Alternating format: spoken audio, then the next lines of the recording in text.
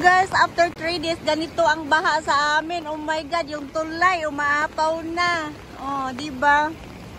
Look at. Ang lakas, guys. 3 days raining. Tapos, ayun, oh.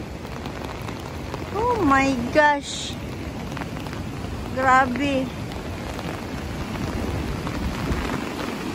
Huh?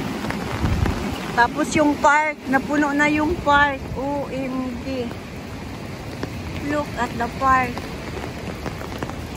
Oh. Ay, nako. So, sarado na yung mga daanan, guys. Di na pwedeng daanan. Oh, diba? Grabe. Oh. Look at this. Oh. OMG. Ang lakas.